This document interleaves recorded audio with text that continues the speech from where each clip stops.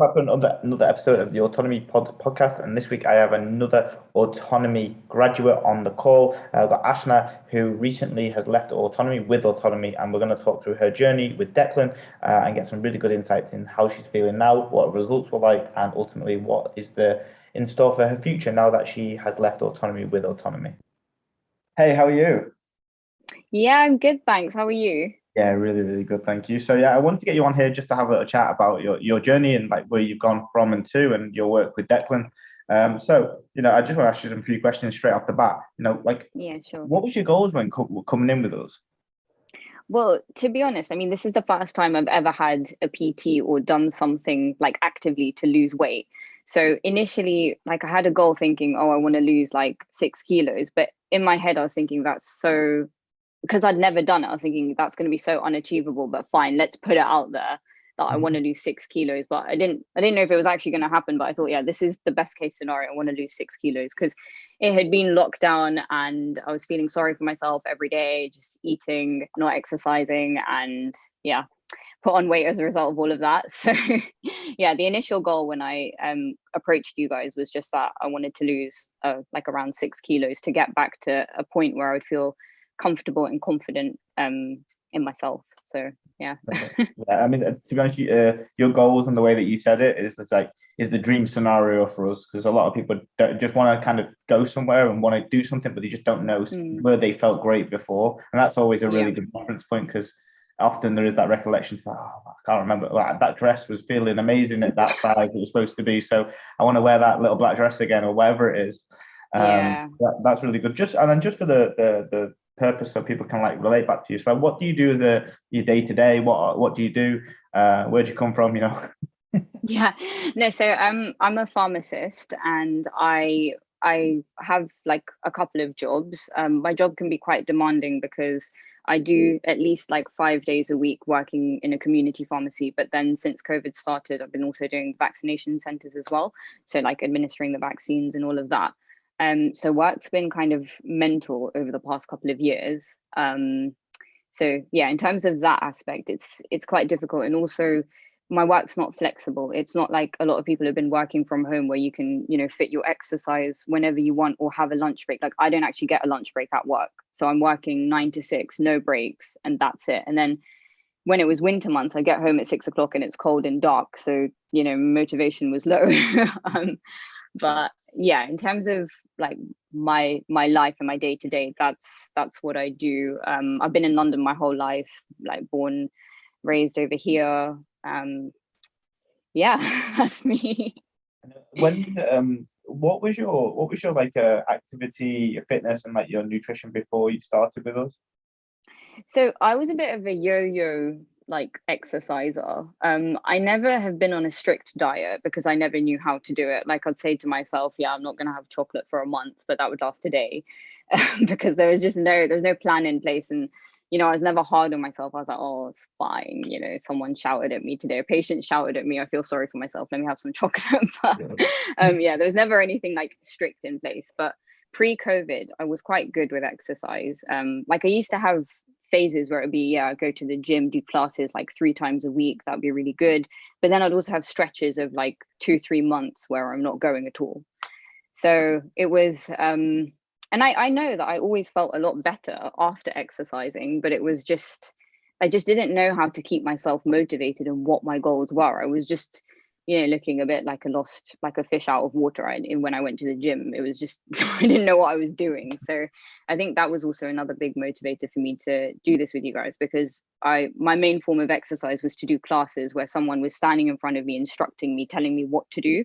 Whereas I would never go into the gym by myself, and like I'd look at a machine and I'd think, okay, I don't know what you're for, but I'm going to walk past you. So yeah, it'd probably just be an exercise class or like treadmill at best. Yeah. And now, what was food like on a day-to-day basis? Like, what did you have for breakfast normally? What were your like go-tos? So I was not good with food. I think that like starving myself or like putting off food for the longest period of time was the best way to lose weight, which is so not true. So I would skip breakfast. I'd have lunch at like 3. So that would be like the first thing I'd be eating in my day. And then I'd have like a mammoth dinner. probably too close to bedtime anyway, and just feel sick with myself by the end of the day. So it was really like unhealthy. But in my head, I was just thinking, oh, like I've barely consumed anything today because, you know, I've started eating so late. But obviously, after going through the journey with you guys, I know that that's not the case, but that's how I used to do it before. Yeah, you just have that maybe the memory of like, oh well, I've only ate a small amount, Yeah, or so, exactly. but like maybe over a short space of time, but depends on what was on your plate and how much was on there. Exactly. Yeah, Yeah, and then definitely. obviously the selective snack hearing, which I call it, which is where Yeah. people forget that they snack and it's like, oh, I forgot I had that. Yeah, Yeah. literally. I probably used to do that so much because I just think, oh, I haven't eaten anything today. It's fine if I just have like a cookie to keep me going, but it'd be like 3 cookies, and I probably had stuff before that anyway. So I mean, yeah, I never kept track of it. I just kept thinking, oh, I haven't eaten in a while. Let me eat something now. Yeah, yeah, it's really, really common, really common. Like Yeah. as you started the journey, as you went through it, like what you spoke about food there, but and like your knowledge seems to be much higher than it was back in the day. But like, what was the Mm. biggest learning for you as you work with Declan? Um, it yo-yoed like through the phases of being with him. There was different learnings. Like at the beginning, consistency was the first thing I learned. Like I had never been consistent with anything in my life. Like even with working, I find it really difficult to commit to somewhere for really long. So when he was, when he was like, look, this is your calorie intake, this is your steps, this is the number of workouts, I was thinking, oh my God, but fine, like let me try. So the first thing I learned was commitment. And then it came to a point where I was so committed, but then it was when my calories started to increase, it was, well, how do I allow myself to actually eat stuff again? So Yeah, it was like learning control and learning that it's actually no food is bad. It's just how much you eat of it and whether it fits into your daily calorie allowance. And, there's like all these other factors to it, but learning all of that stuff. So I'd say it was a journey of just constantly learning different things about me and discipline, commitment, like doing things even when you're knackered. But then, you always know afterwards that the reward is like a million times better once you've done it. So, that's a really yeah. interesting way to put it. And to be honest, if I could market what we try and do in 2 words, it would be literally those two those two things, especially that. And I definitely will come back to this about the control element of that in that like the reverse diet like lifestyle phase afterwards. That's such a hard part for most people, and that's why they get caught in that trap normally. But like Yeah. during that dieting phase, like talk me through what it was like to to lose the weight that you did, going from where you didn't want to be back to where you were. How was that journey like emotionally and then physically as well? So like the first 2 weeks, because this is like the strictest and hardest start, because it literally, I think I reached out to you and then within a week I was starting this whole journey. And I think what I told myself is I need to do this now, because if I think about it long enough, then I'm going to talk myself out of it. So it was one of those things where I was like, okay, fine. I'm not thinking. I'm just saying yes. I'm agreeing to it and doing 6 months and whatever, however long it takes. So when I was initially starting, I found the first couple of weeks hard. I won't lie, because I was so hungry. I wasn't used to it. I was a bit low on energy because I was pushing myself. Like initially, my step count was 8,000 steps a day, and I was just like, how do people do this? Like everyone posts on Instagram, yeah, I've done like a 5 mile run or I've done 10,000 steps a day. I'm like, I'm dying. I can't do this. And then like, it just felt like there was so many things to do, like drink 2 liters of water, have this many vegetables. I was like, how do people do this? I was really flagging, but Declan was so motivating and he answered all of my stupid questions and he really pushed me. And he said, like, it's going to get easier. You just have to stay consistent initially. Like, it's going to be hard, but you need to just try.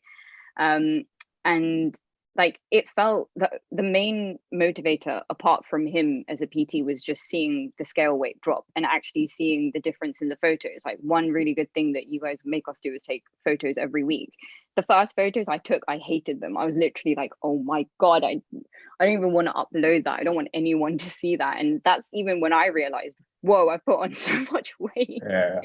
Because I wouldn't take a photo like that otherwise. So yeah, I'd say initially it was really, really hard, but then seeing that you know, when you guys said to me initially, oh yeah, you'll lose about 0.5 kilo in a week if you follow this sort of program, I was thinking that's impossible. Like I don't understand how, but I actually saw it on the scales with my own eyes that I was genuinely losing 0.5 kilo, if not more, each week. And I was thinking, like, wow, okay, so I need to keep doing this. And then it almost becomes not addictive, but you become like, you feel like you can really do it and you can actually reach that goal that you thought was impossible, because you can actually see the changes in the pictures and, you know, in your body. And after the first, I think it took me about maybe a month to fully understand the lifestyle and commit to all of the exercising and the steps and the diet. But then after that, you just feel so good. Like I was like, wow, I could be an influencer right now. Like I feel like I could be an influencer right now. I don't, like, you know, and I was just like preaching so much healthy talk to everyone I knew. Because you feel that way. You're like, wow, I feel like I've cleansed my body and I can do anything. Like you feel so powerful because you set a target and you actually do it. So Yeah. those were my feelings initially. There's some really good feelings, man. You can move mountains. Yeah, exactly. Felt like that. Like it is really the more people we work with, or people that personally I work with, the more I realize that a lot of people can go through their life but not really like seeing that A plus B equals C mentality of like, this is what you put in, this is what you get out, and this is how where you're going to feel. Because you can chop and change and do lots of things and get distracted and stuff. But when you see that literally someone says you do this, then you do it, and you go through it kicking and screaming, and you do it, and then C happens and the result happens. You're like, wait a minute, that just happened because of this, and now I can do this. Oh wait, I'm going to repeat that cycle again because that was really good. It's like that whole thing. Like if you were doing the lottery or doing the penny, the 2p thing, the 2p slot. If you were doing that and every time you put a 2p in, you'd get 10 out, you'd keep on doing it. Of course. And it feels like that on a week-to-week basis. But when you are like seeing that gradual and that aggressive change on the scale, because 0.5 a week is, you know, it's literally 1% of your body weight just gone like that. And then it only takes 5 to 10 weeks of that, and you've lost a tenth of your body. Like it's crazy. You know, it's crazy. Yeah, it's amazing. It's mental. So like you get to this goal, and you basically you work through the process, and you get more clearer as you go through. How was it like tackling? Because you mentioned about how you got a bit more with the training, more consistent with the training as you went through, and the ticking each of the boxes. What was it like trying to figure those situations out? So everyone has those problems as they go through, whether it's like, I don't do my steps, or my meal prep, or food is an issue for some people, or training is like the consistency of going. They always have problems. Everyone does. So like, how did you find like the tackling of a problem when you were part of the process? So I think like initially the first couple of weeks, I did, as I said, because I'd never done training before. I thought that, the instructions that have been given to me are Bible, like I have to follow that. So I really, really tried my best to not stray off that at all, because I thought, I know myself, if I don't see any result, then I'm not going to do it. So I tried really hard initially to stick to it. But obviously we're all human and things happen, and you can't always, you're not in control of everything all the time. So obviously there was days where I couldn't do all my steps. But I think like the feedback system that you guys have, where you have to really reflect on your week and think about what went well, what didn't, that really helps you to put it all into the bigger picture. Because on the weeks or the days where I wasn't ticking all the boxes, I thought I would be feeling really bad and like shit about myself and I didn't manage. But that whole system of reflecting, it made me realize, well, actually 80% of the time I have been great, and 20% I'm a human, so it's fine. Like, there's always room for improvement, and there's always room to make yourself better, which is what makes it so good, because no one's ever going to be 100%, and there's always room to learn and room to grow and improve. So if I was doing it 100% every week, then I'd probably get bored of it. So it's given me room to grow. So I think you've just got to be kind on yourself as well, and just remember that you are trying your best, as long as you are genuinely trying your best, and the majority of the time you are ticking the boxes. I think that's that. Well, for me, I told myself that was good enough. So no, that's you showing yourself some level of compassion, but also understanding that there are standards that you try and uphold yourself to. So that standard is effort, the standard of, I'm going to try my best, but if things don't work out the way that they're supposed to, then it's okay. And that's actually just if you had that mentality in everything else would go pretty seamlessly. Seemingly there'd always be problems, but you'd have a good enough time. And the 80-20, the human rule, as we want to call it, is pretty damn good to go by. Like, how did you find the reflecting of like the positives? A lot of people don't really celebrate the wins as they go through a process or recognize them. But how did you find that process of like looking at the wins and say, okay, I did this, I did that?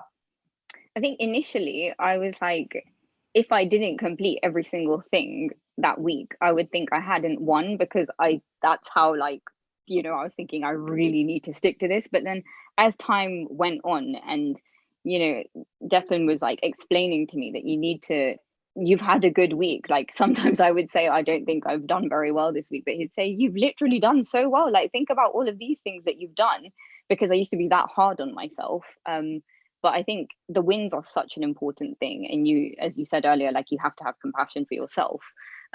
So like, yeah, initially I found it difficult to think about what I've done well for myself and how I've done that. But as time went on, I found that the positive box of my reflection was a lot longer than, what I needed help with that following week, which was, it's just another one of the many changes that you see as the process goes on, which is like really motivating as somebody using your service. So yeah, no, 100%.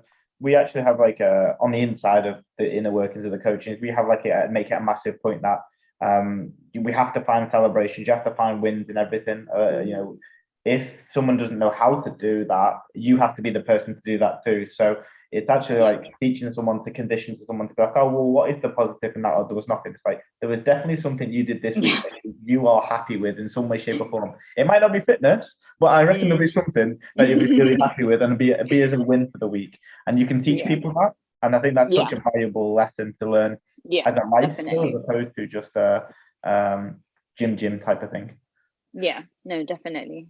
And so we're moving on to that. So let's say, for example, everything goes swimmingly, the 80% of the human rule takes into consideration, you get towards that goal that you get to.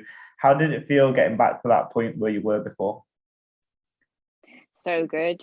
I didn't think it was possible, because I was better than where I thought I would be. And also, like, looking at the photos, as I said, and visually seeing the changes. Because a lot of the time it's a really weird thing to say, but you'd see the scale weight, but you think, oh, my scale's broken. Like, I can't have actually lost this much weight. Like, that's not possible. And you see yourself in the mirror every single day. And obviously you can't see those changes every single day because you're around yourself. But when you have those hardcore photos of evidence that, no, I really did I had that weight and now I've lost it. It's such a good feeling. I'm so glad, like, for that reason, that you made us take those photos, even when I really didn't want to at the beginning. But no, it's such a good feeling to see, like, tangible evidence that I've done it, and I'm really happy with where I am. So that's good. That's always the best thing to hear, right? The best thing is that you feel a certain way, and it goes through from the feelings into that tangibility, whether it goes tangibility to feelings, either one, they're just absolutely amazing to be able to feel. Like, how long did that last for? I know, obviously, going into that next phase now, and moving into that, let's keep this off for life type of mentality, let's eat more food. But is it still there with you now, that feeling of like, oh wow, this was an amazing change, I'm there? Or did it fade, or did it move, or did it change the goalposts as you went through? I think it comes and it goes. Like, there'll be days where I'm like, wow, I am really feeling myself today. Like, I look so good. And, I am ready to take some pictures because I look so fly today. Yeah, those days where you just feel like you feel so good about yourself, and you just think, oh my God, I look at a photo and I'll be like, is that me, really? And then, there's other days where it's a bit of a slump and you just think, oh, these trousers are getting a bit snug. Maybe I should, do a bit more exercise today. But yeah, no, it's still definitely there. I think more apparent on certain days, and like, it feels really good when you're doing things like going on holiday, or you're going to an event or a dinner, and the clothes that you're wearing just fit you so well, and you feel proud of yourself, like, wow, I really look like that. I think, it's definitely still there for me, but I also know that now maintenance and everything. I still need to, especially after I finish with Autonomy, that's the next challenge, obviously, of making sure that I remain that level of accountable to myself, and make sure that, because I know how good it feels, I want to hold on to that feeling for as long as I can. That's huge. And I definitely will touch on that now. It's like, what are the biggest things that you try and everyone needs to do in order to kind of get the mindset there for that long-term quote unquote autonomy, is like have that benefit really clutched on nice and tight, because the benefits for some things will always outweigh the cons if the benefits are so strong for you. And like, with everything, like if someone said to me, go and climb Mount Everest now, the cons are way higher than the benefits. Yeah. And that means I'm never booking my flight to Kathmandu or wherever it is that you're going to have to get that treacherous flight to if you're going to do Mount Everest. But on the other flip side of things, if you can start seeing the benefits in certain things, you're more weighted towards that. So more time than not, when human becomes human, you actually get to be still doing the benefits and you're clutching onto that like really, really tight. So that longer term play is always about benefits. Yeah. Because before it may have been about, I need to move away as far as possible from this place that makes me feel so negative. And negative feelings are always like, fear is a good motivator, but I don't personally think it lasts for as long as benefits do. So holding on to those benefits real tight is a really key part of that. 100%. Talk to me about, so you take your picture of the last week of your diet. What next? What happens? So after I've lost the weight that I want to, and I'm going into my maintenance. So so after I lost the weight, and it was a case like it's good, because I feel like the relationship that I had with Declan was very open. We would always discuss it. He would ask me, do you think I think we should start looking into increasing your calories, and we'd have a conversation about it. Like, how do you feel? Is there anything in particular that you want, like any meal that you want to make bigger? Or, he'd really guide me through it and involve me in the process of what I wanted from it, which is really nice, I think. But yeah, so once the weight was lost, the first thing was increasing the calories. It wasn't really drastically changing the exercising, because at that point it was that, my steps are still consistent. In the gym, it was me working on just increasing the load of everything that I'm doing. So that's always a work in progress in the gym. You're never going to conquer the gym fully. So yeah, exactly. So but yeah, so it was the diet, and it was just about bringing things, reintroducing them, increasing, my carbs and things like that. So I love carbs, so I was so happy when that happened. And yeah, then it was just, every few weeks it would be, okay, we've increased your calories by 200 or whatever. Let's see how your weight goes over the next 3-4 weeks, how maintain all of your output, so you're exercising, but let's just see how that small calorie increase goes. Then after that, it was, okay, you've maintained still at the weight, so that's good. Now let's do it again and again and again, until you get to a point where your calories are at a good enough level and your exercise output is the same and your weight still remains the same. And I was like, wow, how is this happening? It's like a magic trick, but it works. So. Yeah, it's often perceived as magic, and it's like one of those things. It's one of those things where you're like, well, how didn't this happen when I was doing this by myself, when I was eating all the extra food? Why is my body weight not staying the same before? Exactly. What's the secret sauce? Literally. What did you put straight back into your diet when you were given the extra food? What was the first thing back in? So I think we because I really, like, initially I really wasn't having that many carbs, so it was a choice of carb for me. So it was either like a bagel, or like some pasta or some rice or something like that, just to bulk out one of my meals, which made me so happy, because it's true, like having that extra level of calorie just means that I can push more in the gym or push more with my steps, which is sort of where that extra output goes, in a way. Like, if I was doing it properly, I'm not sure, but it gives you. Sorry, that's the secret. If you want the magic trick, no one wants to give the magic trick. The magic trick is that you're feeling at this level because for anyone that's listening to this, I'm halfway up a scale. Is that you're feeling like this, and then we give, and with this amount of calories that you've been consistently on, but then we increase your energy. So then actually what happens is, instead of you just doing the same amount, you generally go above and beyond. So it's the small things like, you may not realize that you're maybe sitting down much because you're during the diet, or you're leaning on things, or maybe you're walking faster now because you're like, oh no, I've got that pasta in my system, I can walk. Yeah. Or you're trying new weights in the gym because you're like, oh, wait on a minute, I got that pasta in my system. Let me try the 5 kilos extra, or whatever it is. And actually, Yeah. that's the magic trick, because what happens is as your energy for food goes up, so does your energy to actually do more. And most people Yeah. that are of that, it happens, 90% of the time, is that people just end up being like, I dropped half a kilo, or my body weight stayed the same, and it's like it's just Yeah. you just get to go chunk it, and it goes like that. And then there is a feeling at some Yeah. point where you just can't walk faster than the extra calories that you've been given. Yeah, that's when you know the limit's been reached. Literally, that's exactly what happened.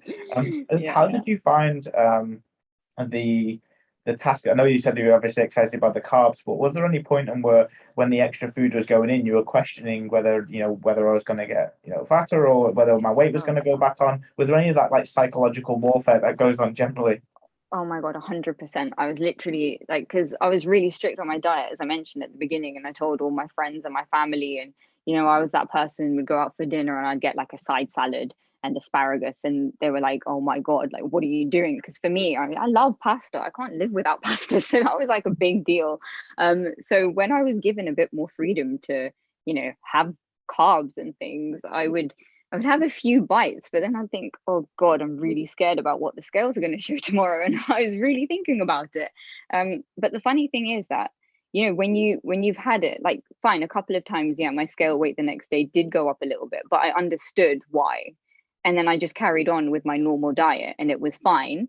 And then I saw that, yeah, things are going up and down, but generally it's plateaued, it's the same. So once you see that on the scale and you see for yourself that this is how it works, then I think you're a lot kinder to yourself, and you're like, yeah, you can have those carbs, it's okay. But yeah, because Declan said that to me, he was just like, you've just got to trust in the process, and your weight might go up, but just keep doing what you're doing, don't change anything then.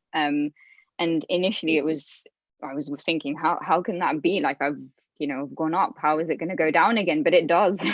It really does go back down, so it's fine. But yeah, definitely initially introducing more carbs in was scary, because I was like, oh God, I don't want to go back to where I started. I can stay in this deficit forever if I need to. Yeah, I just want to be here where I am right now, whatever it takes. I'm Yeah. gonna be here. But Exactly. yeah, it's really really common, and like but because it's like a double-edged sword, because of the emotion you do create with the scale on the way down, because it's so positive. For most that do end up reaching their goal, when they get to their goal, they've got this relationship with the scale where down kind of means good and up kind of Yeah. means bad. And Yeah. it's at that point or before. Generally, there's either two learning points for most people. It's like, for females anyway, it's like the menstrual cycle hits and then they freak out, or the end of a diet where carbs or food gets introduced and then they freak out as well. So like you've Yeah. got 2 points in where you've got those learnings where you're like, hang on a minute, these are okay, and then it's the job of the coach to explain why those things happen, and like Yeah. it's totally normal. And that's why monitoring your body weight is one of those real critical factors for the long term as well, because as you Yeah. see, say, yeah, we got a spike, but if that was the only day that you actually ever weighed yourself on that day after, you might be just like, oh God, what do I do? Yeah. Or you fall back into a diet, or equally, Yeah. two people, either one or two things, go back into a diet and you're back on dust calories for the next week, Yeah. or people then throw in the towel and say, well, it's a write off for this week. And neither are great for long term Yeah. maintenance as well. So Yeah. you've been able to, like you said, as you said, understand why that is, and Yeah. that's the key fundamental. So Yeah.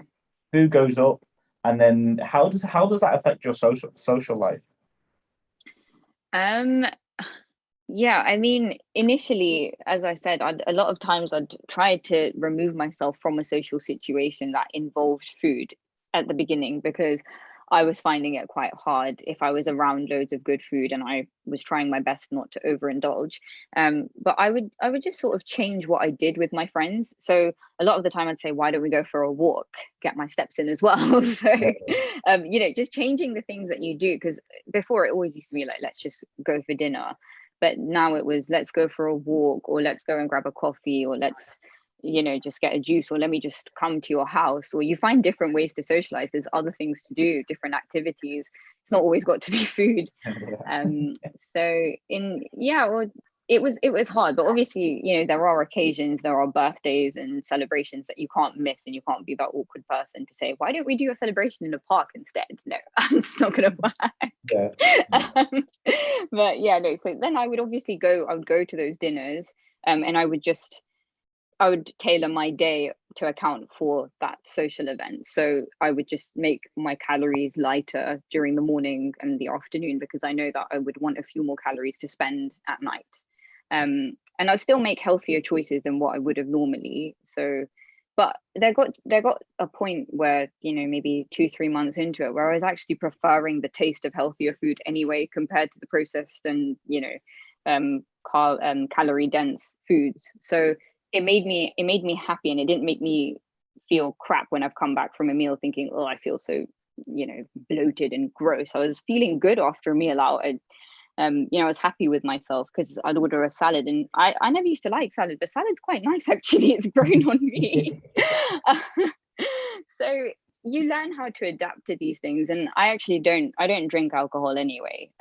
All of my friends do, and I'm happy to socialize with them. But for me, that was quite a lucky thing, because I know that can be an easy trap to fall into by racking in a lot of calories with drinks. But because I don't, that was quite easy for me, and I only like diet drinks anyway. So it was mainly the food thing that was tricky for me. But you just find ways around it, and you enjoy the times that you have, and you enjoy the socializing, and you focus on those bits rather than the food.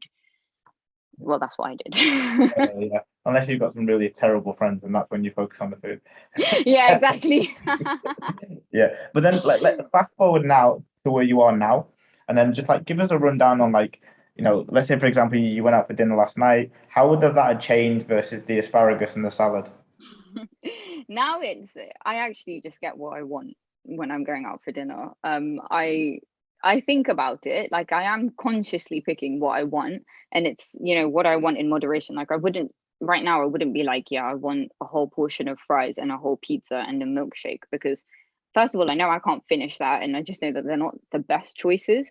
But if I want a few chips, I'll have a few chips. And if I want a couple of slices of pizza, I'll have a few slices of pizza. It's not, I have what I want, but in moderation. That's how I tackle it. And that's exactly, to be honest, you seem like the poster girl for autonomy. That's exactly how we want it to be, really. We always say, I had another similar person that finished her diet last week, Jenny, lost an incredible amount of weight, and she was like, what do I have on my birthday? And I'm like, what do you mean, what do you have on your birthday? You're in a maintenance phase. I was like, where are you going? She's like, well, I'm going to this lovely restaurant. I was like, have you been there before? She said, yeah. I said, well, what did you get? She goes, oh, I got this, and this, and this. It was amazing. I was like, okay, do that again. Do exactly what you want. Do exactly what you want. Yeah. And I think that being able to be in that situation where you have the free reign of the menu, you can literally just pick it up like my journal here and just be like, what do I fancy right now? Yeah. That is going to touch the spot that I want it to touch. And that's power. That's autonomy right there. And being able to, like you said, not stuff yourself, and not do that. How did you learn not to stuff yourself? What type of stuff did you do? Well, a lot of it has to do with the feeling afterwards, I feel. I mean, I'm not a perfect human by any means. There was obviously times where I strayed off the diet. But when I did eat, the crap and stuffed my face, I knew 1 or 2 hours later it kicked in that I was just feeling shit. You don't have any energy. These foods aren't good for you. They're not processed well. They're difficult to digest. They don't give you any energy. You don't want to do anything afterwards. You just don't feel good, and once you feel that, you're actually like, oh, I don't even want to do that to myself again, because I just don't feel very good afterwards. But it's, as I said, I mean, they do, obviously that food does taste really good. So I think a few bites here and there is fine, but having a lot of it, you just don't feel good afterwards. That's how I felt. I felt really low on energy and just zapped after having crap food. No, it makes total sense. And being able to find your limit effectively with that type of food, whether it's I always talk about the pizza analogy, is that a lot of people take lots of enjoyment from the first 2 slices of pizza, And then there's like the bell curve with things like pizza, because it comes in 8 slices. It's really easy to like justify, because no one sits there and really eats a full chocolate cake. So pizza's like an average one. It's like the first 2 slices of pizza is like that bell curve. It's up and up and up. The taste is great. You feel great doing it. The dough, there's cheese, all of it. And then there comes a point for most people, and speaking for my personal experience, it's around about the fourth piece.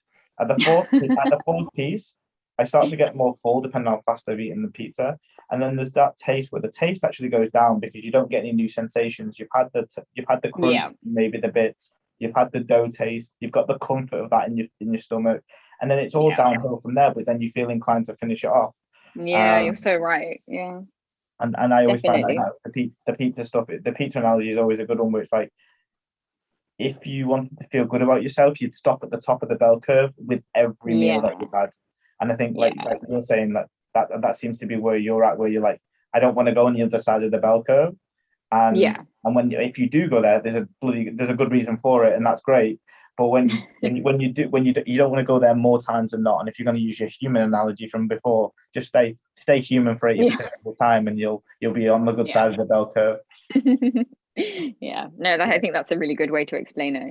Yeah. And so like in terms of like training, that so you get more energy, you're having your carbs, you're going out eating whatever you want, and like how does then training evolve for you as you go through this process now? So training for me, it's been a journey. Like initially when I started, it was home workouts, because I think the gyms were closed or something, but it was a lot of like, I bought all the dumbbells, I bought the resistance bands, I did everything, and I was doing it at home. And then gyms reopened, and it took me a long time to understand the machinery. But I would take the videos and I'd send them to Declan, and he'd give me feedback, and he was really good because he would literally explain things step by step, and I wouldn't even see what he saw in the video until he said it to me. I was like, wow, how did you even notice that? But yeah, so he would give me very, very specific feedback that was stuff that you could actually implement, and then I'd redo it again the next week, send him the video, get an updated feedback, and he'd give me the positive feedback as well, like, yeah, this has drastically improved since last week, or this still needs a bit more improvement, try doing this. So yeah, then I would, week on week, it was quite good because I was so new to the gym. I felt like I was starting at very low weights, but then very quickly I was going to higher weights, because you start off so low because you're like, oh, I don't know, am I going to injure myself? But then I realized I'm not as delicate as I think I am, so I would I'd pick up something a little bit heavier. Well, there we go, there's the biggest learning for autonomy. You're not delicate, get on with it, come on. Exactly. But then it would plateau after a little bit, and I wasn't, because at the beginning it was, wow, I've got a new personal best every single gym session, because that's how slowly I was doing it. But then it got to a point where I was like, okay, I really can't lift anymore, so I was just stuck at that. But it was improving my form, or increasing the reps, or trying to do 2 or 3 at like a higher weight, slightly higher weight, and then doing a few more at a lower weight, and just finding my balance within all those things. So gym was definitely a journey. And then I said to Declan that, I've always admired people who can run, and I can't run. Like, I run for 2 minutes and I feel like fainting and being wheeled home in a hospital bed or something. I just can't do it. So we tried that for a bit. He said, it's a really good way for your steps, why don't you try? We went through how to go about it, and I did a couple of runs, but moral of the story is running is still not for me. I can't do it. I don't know how people do it. Anyone who runs deserves a medal. I can't. But then I got a Peloton at home, and I've started doing that. So that's been another cardio output for me. That's been going a lot better than the running did for me. So I'm trying to, at the moment now, get a mix of things. And I think Peloton will be good for me as well, as we're going into winter in the UK. So at least it's something I can do in the evenings without worrying about the rain. So I think it will be like a mixture of Peloton and gym workouts. But yeah, I found gym really hard, but I think it's just motivating to see your weights go up, and also the feedback every single week for how you can get better. And the fact that you guys are so accessible, where, I would send Declan a video, and literally within a few hours, I would have feedbacks in time for my next session, so that I can implement all of those changes that he's told me to. And when I do those changes, I genuinely felt like, oh wow, that feels a lot better and a lot more natural, because some of the movements I was doing, I was thinking, why is my back hurting? And I'd reduce the weight thinking that it's to do with the weight, but really it was my form. So there was a lot of good tips and help with that from Declan. You mentioned about Declan quite a lot, which is nice to hear. Good friend of mine as well, and obviously it's good to hear that the coaches are doing their job, so it's great. But like, tell me about what you thought the coaching was going to be beforehand, like in terms of like the relationship between you and that coach who was coming on versus what you actually got, because a lot of people don't really know. Yeah, you're very right. Yeah, I think the thing is, you see, like Instagram, social media, and all those things, it influences you so much as to what you think something is going to be like, because you see certain people posting on Instagram where, you know, they're literally 24/7 on the phone or whatever with their PT, or it goes the other extreme where they see them or, you know, touch base with them once a month, and that's in a group setting. So, you know, there's all sorts of however a PT does it themselves. But when I first started, my expectation, I guess, was I don't know. I mean, I think the thing is, because I had a friend, Ange, who told me about autonomy. She did give me a bit of a lowdown on what to expect, because I'm one of those people where I like to know a little bit about what I'm going to do before I do it. So she did say to me, you know, this is kind of their concept and how it works, that you'll check in with them once a week and those sorts of things. I didn't know all the ins and outs, but you know, that's what she said to me. So I think I knew that there would be a check-in process, but I didn't know everything that it entailed, and I didn't know how thorough it would be and how consistent it would be as well. So I was just thinking, yeah, like I'm sure if I have questions, then I can maybe ask at that once a week session where I check in. And I also thought that it would be like a face-to-face conversation that once a week, or like a, you know, a phone call or something like that. I didn't really know what that setup was. But then once I joined, you know, I noticed, well, I did it. There was a form that you fill out, and then the next day you get video feedback on that form. And initially I was thinking, oh, but I don't know, like, am I happy with this? Like, can I ask all the questions that I want to ask? But then I realized this is actually a much better way of doing it, because sometimes when you're having a conversation, like for example, I can tangent all the way to Mars. So, you know, it's very easy to stay off track, and, you know, something that's supposed to be a 10-minute check-in can probably quite easily turn into an hour or two, especially if you're talking to me. So I think that this system, it was not what I was expecting, but it's a lot better, because it makes you focus and it makes you really reflect and think about it. Whereas when you're having a conversation, it's very easy for that to just go in a different direction. And it makes you tick all the boxes and just really think about what the important things are.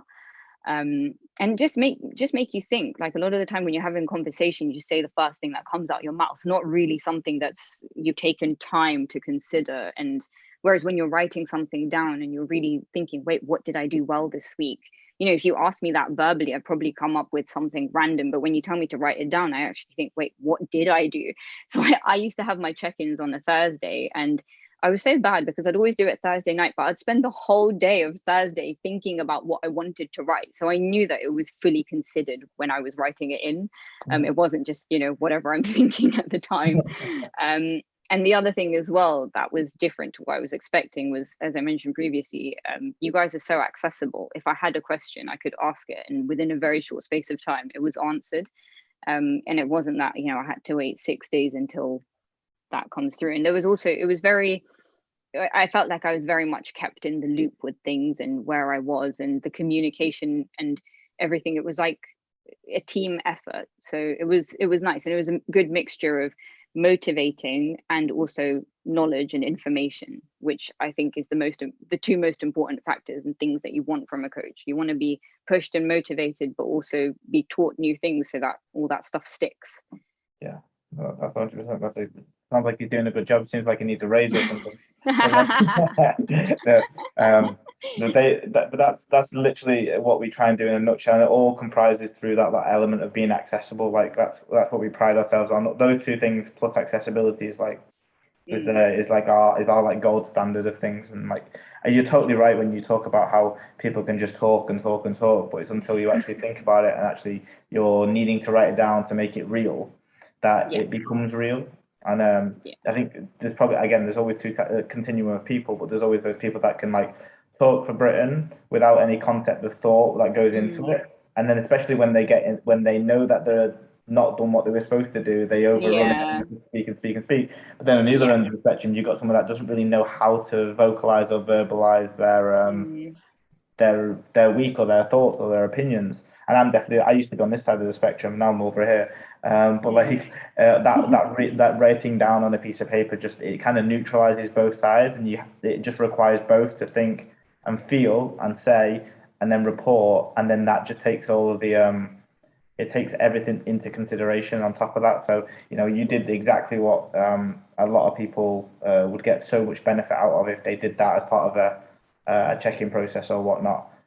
It's just a perfect way of doing so. So I'm glad. No, you know what? It's so true though, because initially I was thinking like, oh, I didn't understand it. I was thinking, why can't I just pick up my phone and call and have this conversation? Wouldn't it be so much easier for both of us? But when you really think about it, and also it's one of those things where because it's written, I can go back and read that. Like, where I am now, I can read what I've written 2 months ago and see where I've got to now. Like, I think the system that you guys have got is so much more beneficial and so much more direct and forces you to think rather than just saying whatever you want to. So initially I didn't understand it, but it makes a lot of sense when you think about it. So yeah, that's why we don't do it, because we used to think that was the way too. So we always used to think more touch points, more communication. Even before Autonomy was like, pick up the phone call, have a conversation with someone, half an hour, it's done.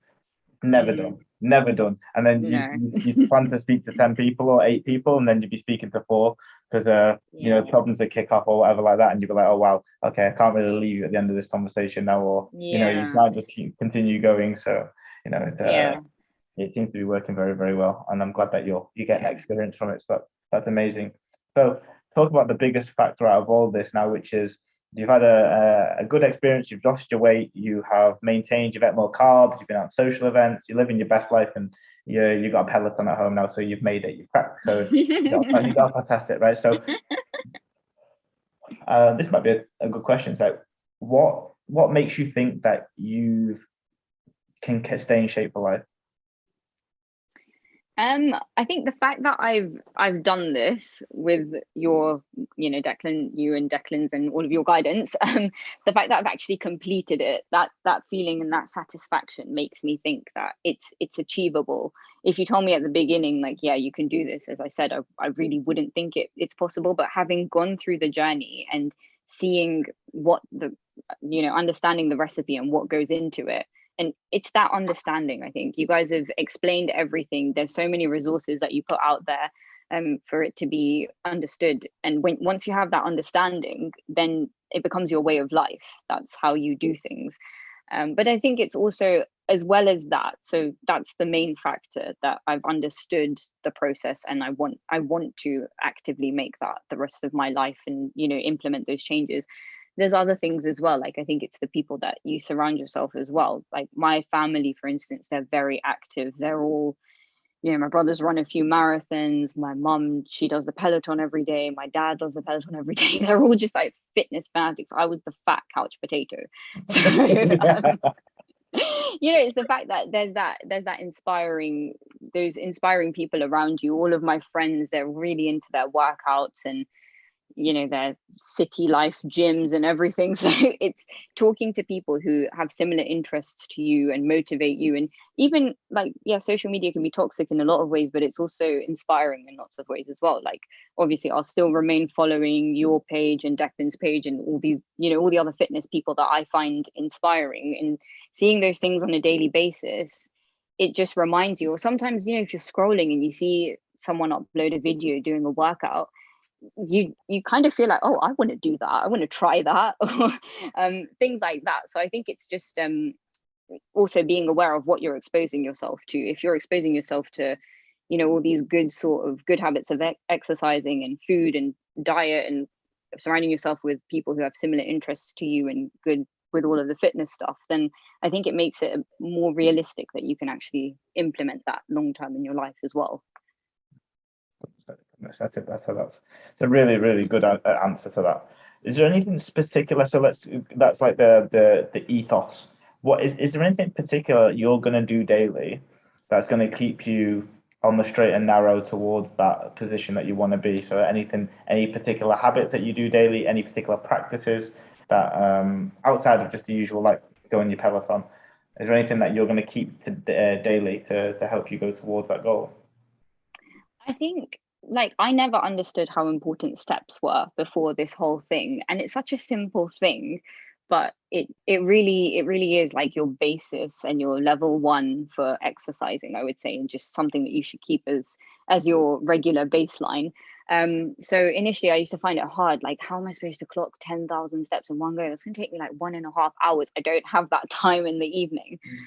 But a way that I've come around that is I reach work now half an hour early every morning, and I do a walk on my work high street, just literally laps. And it's so funny because I see a lot of the patients who come to my community pharmacy and they look at me like, what are you doing? But it's good. Like, it's a way for me to, it's not that difficult. You just reach work half an hour early, you get those steps in, and you've already clocked in, 4,000 steps, and your day hasn't even started.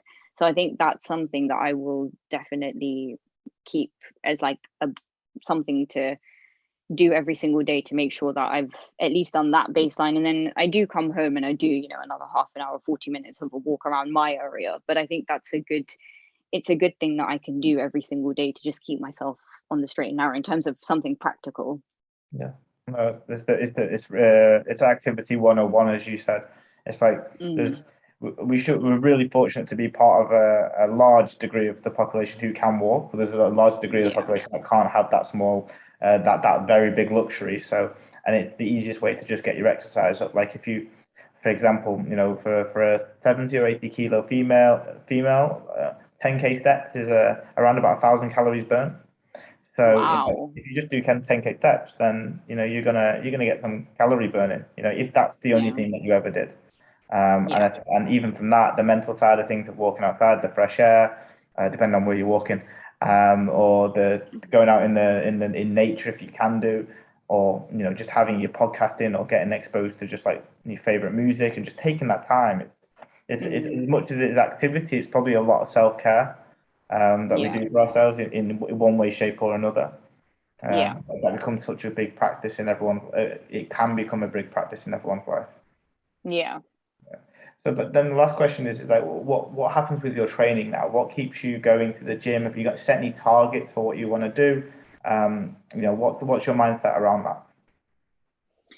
With the gym, I think I'm really happy going to the gym, and I know I always feel very fulfilled having done a workout, and I feel really strong as well because weights was never a thing for me. So when people used to say that they can push this much or they can lift this much, I wouldn't really understand what that meant.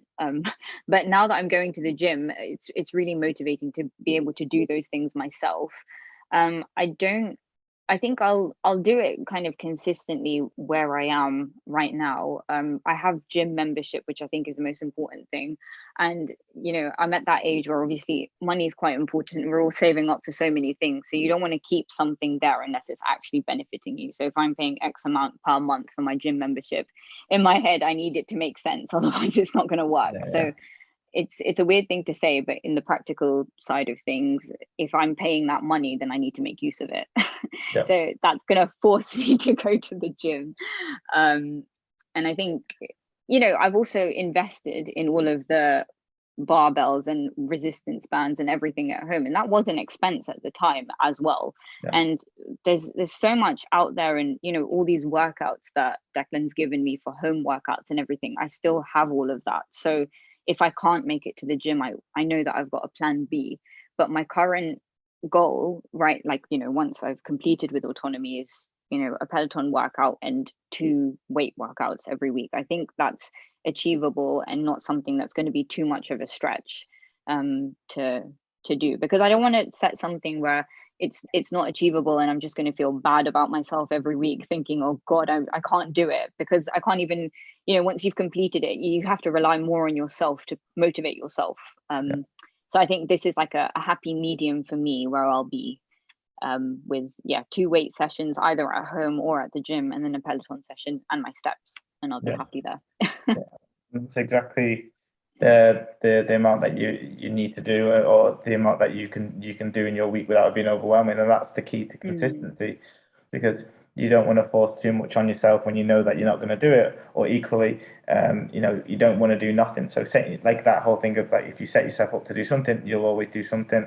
And that's a great way to look at it as well. So, well, thank you very much for coming on today. This has been an amazing podcast. I mean, it's music to my ears. Obviously, you know that you've done an absolutely fantastic job, and some of the things that you said today, which we haven't even spoke about before, you're reiterating the things of the philosophy side of things as well. So for us, this is really, really heartwarming on our side. So, thank you for coming on, and I really appreciate it, and what amazing work that you've done as well. So. No, thanks. And you guys have been amazing, and I can't recommend you enough. My experience with you guys has been 11 out of 10, 100 out of 10. So, you guys, I know you're probably going to conquer the world, because I think it's a great business, and it's really good. You've got the perfect recipe for success, and I'm a very happy person who's gone through the whole process. So I'm really, really happy, and thanks to you guys, I'm where I am. So amazing. It's been great. Thank you very much, and I'll chat to you soon. Okay, bye. Yes. Bye.